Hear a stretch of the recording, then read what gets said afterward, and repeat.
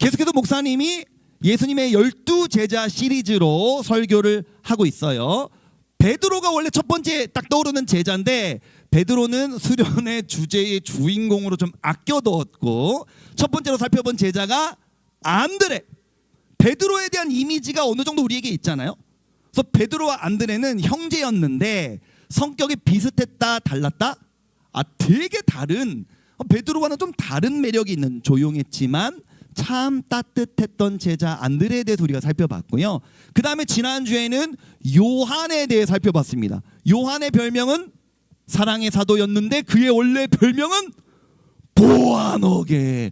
우레 아들이었던 요한이 예수님 안에서 사랑의 사도로 변화된 제자 요한에 대해서 살펴보았다면, 오늘 우리가 살펴볼 제자는 야고보인데 요한과 형제예요. 그래서 예수님의 12제자 중에 베드로와 안드레 형제였고 요한과 야고보 형제여서 12명 중에 4명이 형제 관계인 거예요. 그런데 이 요한과 야고보는 베드로와 안드레와는 다르게 성격이 어땠다고요? 비슷했다고. 얘네는 비슷했어. 왜냐하면 둘 다 똑같이 예수님이 보아너게라는 별명을 붙여주셨거든요. 그래서 오늘도 야고보에 대해서 두 가지 내용을 한번 배워보도록 하겠습니다. 바로 첫 번째 들어갑니다. 1번 타이틀 읽어봅시다. 시작. 와, 부럽다. 야고보는 뭐였대요? 으아, 부자였어. 우리가 안드레에 대해서 지지난주 살펴봤으니까 이 마가복음 1장 18절을 기억할 텐데요. 한번 읽어볼게요. 시작. 곧 그물을 버려두고 따르니라. 아멘. 이 장면 아마 다 기억할 거예요. 하나님께서 베드로와 안드레를 불러주실 때 나를 따라오라 라고 말씀하시니 베드로와 안드레가 뭘 버리고? 그물을 버리고 예수님을 따랐더라. 너무나 멋진 믿음이었죠. 하지만 제가 베드로 안드레의 믿음을 이렇게 평가절하하는 것은 아닌데, 베드로 안드레는 뭘 버렸다고요? 그물을 버렸죠. 그물만 버리면 됩니다. 근데 요한과 야고보는 그물만 있었던 게 아니라 굉장히 많은 것들이 있었어요. 여러분, 조금 있을 때 버리는 게 쉬울까요? 아니면 많이 있을 때 버리는 게 쉬울까요? 그래, 조금 있을 때 버리는 게 쉽죠. 많이 있으면 뭔가 버리기가 좀 너무 아깝잖아요. 그래서 베드로와 요한과 야고보는 버릴 게 많았는데, 예수님께서 베드로, 자꾸 이름이 헷갈려. 요한과 야고보를 부르시는 장면을 한번 보도록 할게요. 마가복음 1장 20절 시작. 곧 부르시니 그 아버지 세베대를 품꾼들과 함께 배에 버려두고 예수를 따라가니라. 아멘. 요한과 야고보를 예수님이 부르셨고 이들이 예수님을 따르는 과정에서 목사님이 중요한 단어들을 노란색으로 쳐놨어요. 첫 번째 단어는 뭐예요? 아빠 이름이 나왔네. 이 야고보가 예수님의 제자들 중에서 야고보가 한 명 더 있어갖고 헷갈릴까봐 성경에서는 이 야고보의 아버지 이름을 붙여놔요. 세베대의 아들 야고보였다. 그러니까 아빠의 사업을 돕고 있었던 것 같아. 근데 아빠가 사업을 하는데 혼자 사업을 하는 게 아니라 두 번째 중요한 단어는 뭐가 있어요? 품꾼들, 일꾼을 부리는 사업장이었어. 직원이 있는 거예요. 일용직인지 정규직인지 다 알 수는 없으나 뭐 일용직 같기는 한데, 어쨌든 일용직 직원을 데리고 일하시는 사업장에서, 그리고 뭘 가지고 있었대요? 세 번째 중요한 단어, 배를 가지고 있었대요. 여러분, 배를 가진다는 건 오늘날에도 엄청나게 부자라는 뜻이에요. 혹시 우리 선생님들 중에서 나는 전라도가 고향이다 라 하시는 선생님들 계시면 한번 손 들어봐 주시고요. 난 전라도가 고향이다. 우리 명원쌤 군산이 고향이시죠?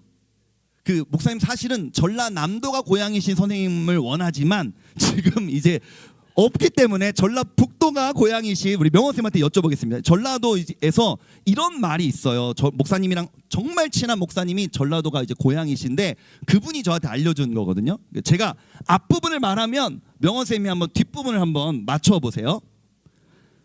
벌교에서 땡땡 자랑하지 말고. 싸움. 원래 이게 주먹. 벌교에서 주먹 자랑하지 말고. 두 번째, 순천에서 땡땡 자랑하지 말고. 전라도분이 아니신 걸로 하게.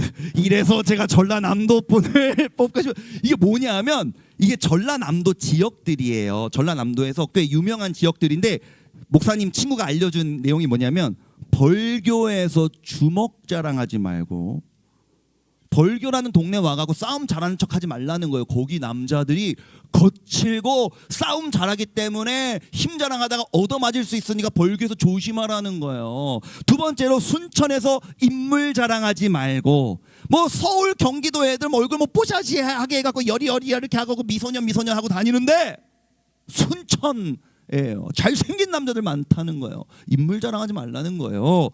세 번째로 여수에서 돈 자랑하지 말아라. 뭐 수도권에서 뭐 대기업 다닌다고 연봉 높다고 자기 부유한 척 하는데 전라도 뭐 시골이라고 생각할 수 있는데 여수 와서 돈 자랑하지 말아라. 여수 하면 유명한 노래 뭐야? 여수 밤바다. 그 여수 밤바다 가보면 수많은 뭐가 있어요? 배. 여수에 배 가진 사람 얼마나 많은데 연봉 높다고 배 한 척이 얼마인 줄 알아? 이러면서 배 가진 사람들 많다. 돈 자랑하지 말아라. 여수 사람들 겁나 부자다. 이런 얘기가 있을 정도로 배를 가진다는 건 오늘날에도 굉장히 부유한 일이에요. 근데 지금 보니까 요한이 배를 가지고 있어. 야고보가 이 집안이 배를 가지고, 다시 말하면 요한과 야고보는 굉장히 부잣집 아들의 귀공자였어요. 그러니까 막 승질도 막 냈나 봐요. 뭐 이렇게 뭐 뒤처리할 수 있고 막 그래서 그런 건가 아버지가?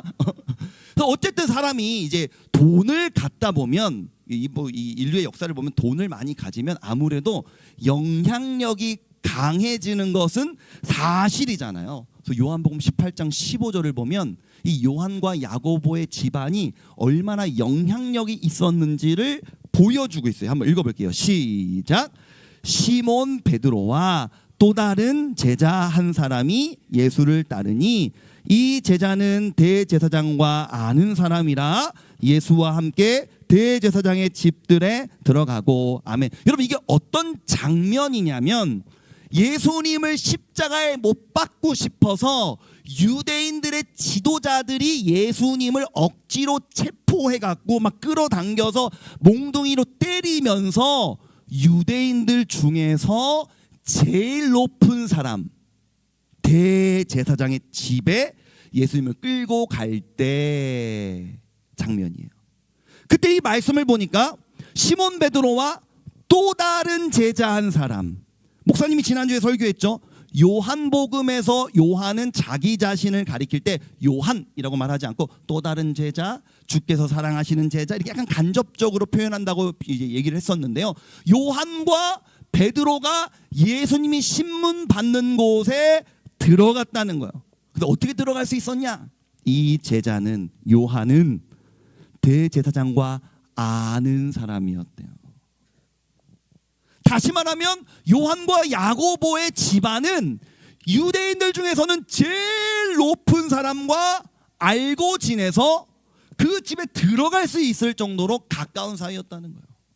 그래서 예수님이 신문 받으실 때 요한이 저 왔습니다 하면서 베드로를 데리고 들어갈 수 있을 정도로 이 집안이 굉장히 유력한 집안이었다. 그래서 학자들은 이런 정황을 토대로 성경에 나오는 것은 아니지만 예수님이 사역하시기 위해서는 돈이 필요했을 거잖아요. 예수님을 따르는 12제자가 있죠. 그럼 매 끼마다 돈을 먹어야 되죠. 그리고 이동하시다 보면은 예수님께서 어려운 이웃들을 도와주실 때도 때로 있으셨죠. 그래서 아마도 요한과 야고보의 집안에서 예수님의 사역을 후원하지 않았을까. 오늘날로 말하면 주님께 헌금한 거죠.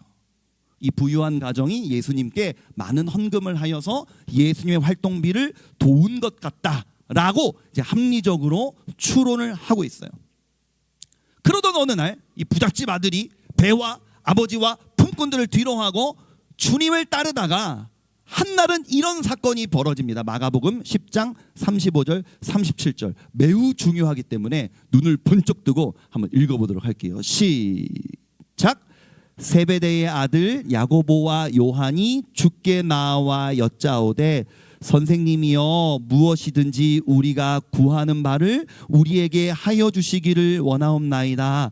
이르시되 너희에게 무엇을 하여 주기를 원하느냐 여짜오되 주의 영광 중에서 우리를 하나는 주의 우편에 하나는 좌편에 앉게 하여 주옵소서. 아멘. 여러분, 이게 무슨 장면이고 언제 일어난 일이냐면요, 예수님과 제자들이 3년 동안 동고동락하다가 예수님이 십자가에 못 박히시기 일주일 전 이야기예요. 예수님이 3년 동안 제자들을 데리고 다니시면서 가르쳤더니 어느 날 요한과 야고보가 예수님께 나왔어요. 주님, 우리가 주님께 부탁드리고 싶은 것이 있습니다. 꼭 들어주셨으면 좋겠습니다. 이렇게 말하니까 주님이 무엇이냐 말해봐라 라고 이야기했더니 이 두 사람이 뭐라고 이야기했냐면, 주여 주께서 영광 중에 계실 때, 다시 말하면 주님이 높아지실 때 우리를 하나는 오른쪽에 하나는 왼쪽에 앉혀주십시오. 다시 말하면 우리를 높여주십시오. 우리 잘 되게 해주십시오. 우리 성공시켜 주십시오. 이렇게 요청한 거예요. 예수님은 십자가에 못 박혀 죽으시기를 준비하고 있는데 3년 동안 주님을 너무 사랑해서 주님을 마음 다해 삶을 다해 쫓으며 헌금도 많이 했던 이 제자의 본색이 드러나는 거예요. 왜 그렇게 헌금 많이 했어요? 왜 그렇게 주님을 쫓았어요? 저 성공시켜 주십시오. 높아지고 싶습니다 라고 이야기한 거예요. 야고보의 의도가 드러나는 장면입니다. 마태복음 20장을 보면 똑같은 내용인데 마태가 기록하면서는 조금 다른 각도로 썼어요. 그러니까 똑같은 내용인데 조금은 뉘앙스가 달라요. 한번 읽어볼게요. 20절만 읽어볼게요. 시작. 그때에 세베대의 아들의 어머니가 그 아들들을 데리고 예수께 와서 절하며 무엇을 구하니. 아멘. 방금 전에 읽었던 마가복음에서는 누가 왔다 그랬어요? 요한과 야고보가 예수님께 왔다 그랬고, 마태복음에서는 요한과 야고보의 엄마가 두 아들을 데리고 왔다고 말해요. 그러니까 다시 말하면 이 엄마는 요즘으로 말하면 치맛바람이 센 엄마예요. 그러니까 선생님께 다 큰 애들 데리고 가는 엄마예요. 요즘은 군대에서도 엄마들 단톡방이 있대요. 우리 아들 군대 보내놨는데 오늘 식사 뭐 먹는지, 어떤 훈련 받는지 엄마들한테 말해주는 단톡방이 있대요. 장난 아닌 시대죠. 치맛바람의 시대예요. 이 엄마도 마찬가지예요. 요한과 야고보 다 큰 예수님의 제자인데 걔네들 데리고 왔어요. 치맛바람이 센 엄마예요. 학구열이 센 엄마예요. 자식 성공에 대한 욕구가 큰 엄마예요. 주님께 아들들 데려오더니, 주님, 제가 헌신 많이 했고 헌금도 많이 했죠. 예수님께 말하는 건 기도하는 거잖아요. 제가 구하오니 우리 아들 잘 되게 하여 주옵소서. 마태복음에서는 엄마가 그랬다고 이야기하고 마가복음에서는 두 아들이 그랬다고 이야기한 걸 보니 엄마가 앞장선 것은 맞고 요한과 야고보도 동일한 마음이었던 것 같아요. 그러니까 그렇게 썼겠죠. 야고보가 그렇게 예수님을 열심히 따랐던 목적, 성공시켜 주옵소서 였어요. 그러다가 그런 목적으로 예수님을 따르던 야고보가 이상하게 어찌된 일인지 그의 삶이 완전히 변화가 됩니다. 두 번째, 오늘 타이틀 한번 읽어볼게요. 시작. 야고보는 최초의 순교자였다. 여러분, 기독교 역사 속에서 예수님을 위해 제일 먼저 죽은 사람, 최초의 순교자 하면 야고보예요. 예수님의 12 제자 중에 예수님을 위해 가장 먼저 죽은 사람 하면 야고보예요. 그게 오늘 본문 사도행전 12장 1절과 2절에 드러나는 장면이거든요. 한번 읽어볼까요? 시작. 그때에 헤롯 왕이 손을 들어 교회 중에서 몇 사람을 해하려 하여 요한의 형제 야고보를, 헤롯 왕이 야고보를 뭐 했대요? 칼로 죽였. 이거 이상한 본문입니다. 왜 이상한 본문이냐면 이 당시에 이스라엘은 로마의 지배를 받고 있었기 때문에 뭐가 없었냐면 사형을 집행할 수 있는 권한이 없었어요. 근데 이 유대인들이 사형 집행하는 방식이 있었는데 그게 뭐냐면 주로 이제 막 성경을 보면 누가 뭐 간음을 하면, 누가 바람을 피면, 부모를 공경하지 않으면, 뭘 뭐 살인을 하면 어떻게 하라고 성경에 보통 많이 나와요? 돌로 쳐 죽이라고 나와요. 그러니까 유대인의 사형 방식은 돌로 쳐 죽이는 거였어요. 근데 이 당시에 유대인들은 로마의 지배를 받고 있었기 때문에 자기들의 사형 방식을 할 수가 없었어요. 그래서 대제사장들도 자기들끼리 재판에서 로마 총독한테 부탁하죠. 예수를 죽여주십시오. 우리는 권한이 없지 않습니까 지금. 그래서 로마가 예수님을 대신 죽여주는데 로마의 그 당시 사형 방식은 뭐였냐면 십자가 처형이었어요.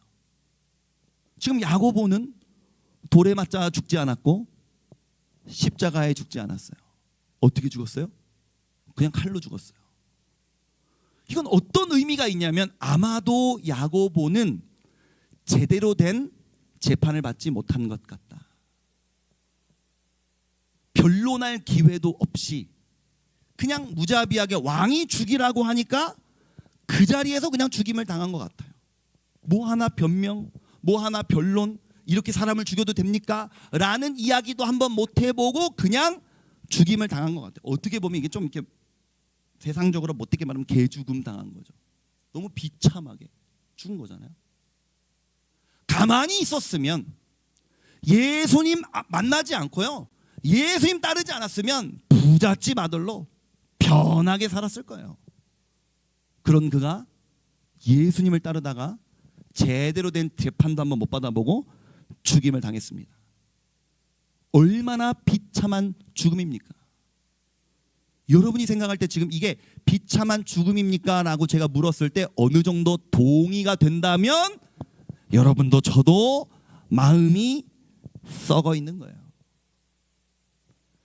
하나님 나라의 관점으로 다시 한번 생각해 보면 예수님을 위해 가장 먼저 순교한 제자 야고보, 얼마나 영광스러운 칭호입니까? 근데 이렇게 목에 핏대 세우면서 설교하는 저도 사실은 야고보처럼 되고 싶지는 않습니다. 만약에 나도 그렇게 되고 싶지 않은데 우리 딸들과 아들이 야고보처럼 된다고 하면 으아 뜯어 말리고 싶어. 이렇게 열심히 사역을 하는 동기가 무엇인가? 제가, 여러분들이, 우리 선생님들이 이렇게 열심히 주를 위해 섬기는 그 동기가 무엇인가?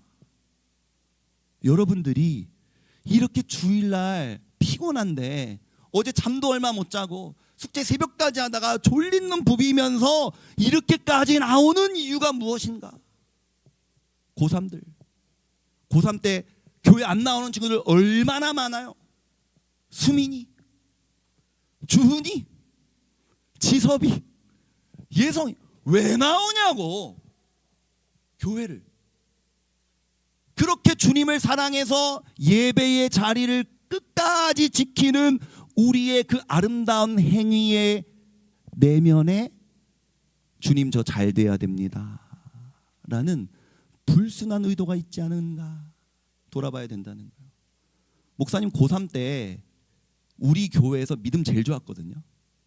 저는 고3 때 한 번도 주일을 빠진 적이 없어요. 왜 고3 때, 요즘에 제가 정확히 모르는데 저희 고3 때는 이제 대형 학원에서 모의고사를 많이 이제 쳤었어요. 그래서 학교에서 보는 모의고사 수혜수가 적으니까 대형 학원에 가서 모의고사 점수 봐갖고 그 점수를 통해서 나의 지금의 위치를 이제 확인하는, 그게 되게 당연한 일이어서, 근데 그걸 거의 다 주일날 치르니까 거의 다 이제 주일날 1년 중에 아무리 믿음 좋은 애들도 뭐 찬양 인도하는 친구들도 1년에 한 3-4번 정도 빠지는 것은 당연하고 어쩔 수 없는 일이라고 생각했거든요. 목사님 한 번도 안 빠졌어요. 주님 앞에서 이 고3, 나의 고3이라는 시기를 정말 주님 앞에 아름답게 드리고 싶었어요. 그래서 열심히 주님 앞에 드렸어요. 그런데 수능을 망했어요. 수능을 망한 그날 제 마음에 서운함이 찾아왔어요.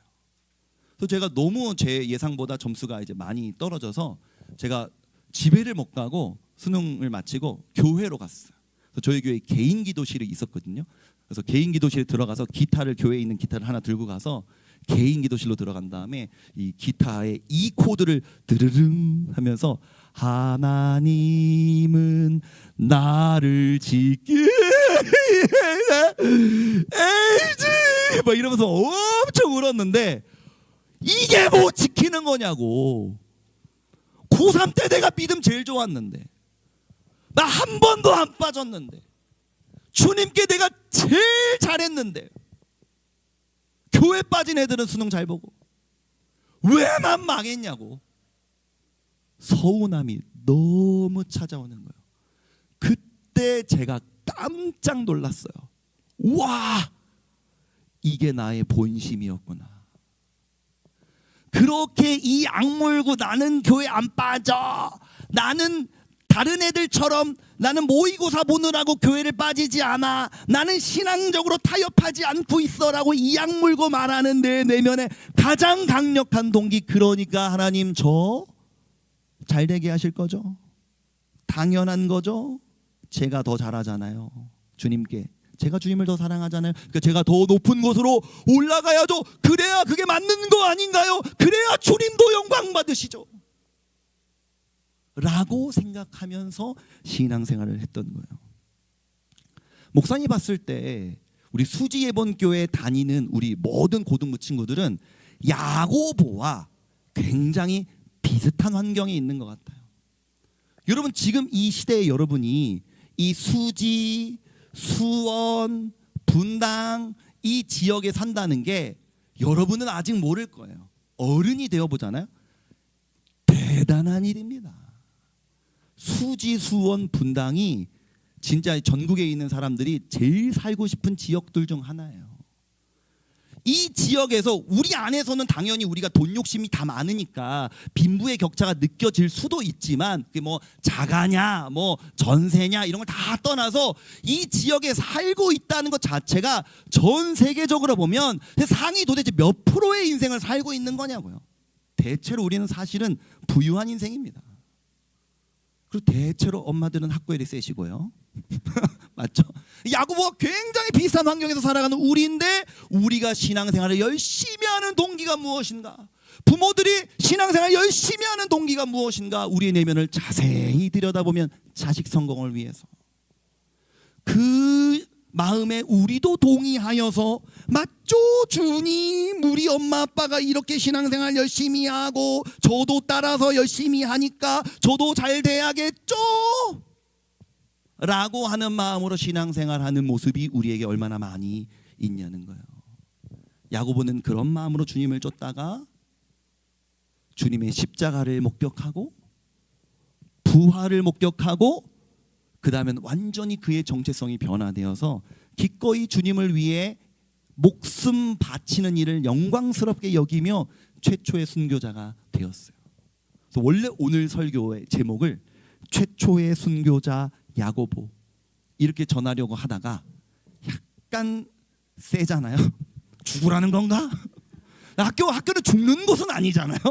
뭔가 우리랑 너무 와닿지 않을까봐 제목을 좀 순화해서 바꾼 제목이 영원한 것을 꿈꾼 제자 야고보가 된 거예요. 왜냐하면 이것만 보여주고 이제 말씀을 마칠 건데요. 넘겨주시겠습니까? 짐 엘리엇이라는 에콰도르에서 선교하려고 가셨다가 사실은 선교를 제대로 하지도 못하고 죽으신 순교자분이 계세요. 이분이 엄청 명문대를 나오셨거든요. 좋은 직장 취업해갖고 돈 많이 벌 수 있는 사람이었는데요.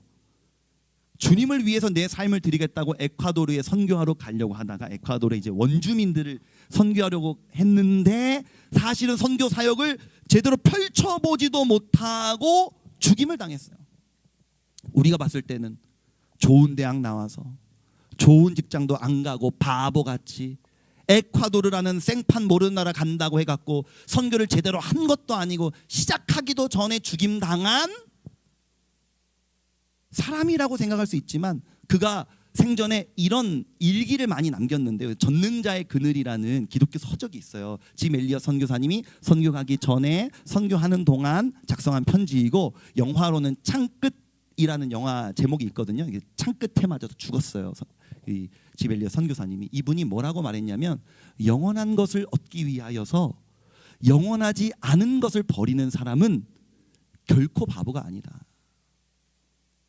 야고보처럼 주님을 위하여서 죽임 당하는 건 세상적으로 보면 너무나 비참한 개죽음이지만 하나님 나라에서 관점에서 보면 영원한 것을 취하는 얼마나 아름답고 영광스러운 일인가. 이것이 바보의 삶인가? 그렇지 않다고 짐 엘리엇 선교사님은 이야기하는 거예요.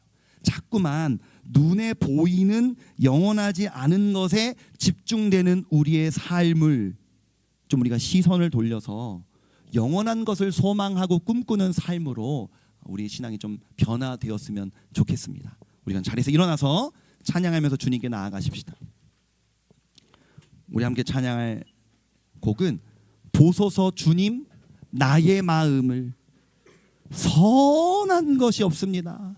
사람들이 볼 때는 목사님이라 그러고 믿음이 좋다 그러고 우리 선생님들은 집사님이라고 하고 봉사도 어쩜 그렇게 잘하냐고 하고 여러분들도 이 시대에 예배를 드리냐고 말하고 고3이 어떻게 교회를 오냐고 말하고 찬양팀을 하냐고 말하지만 우리의 내면을 가만히 들여다보면 얼마나 악한지 그 우리의 연약한 마음을 주님 앞에 고백하면서 우리가 나아갔으면 좋겠습니다.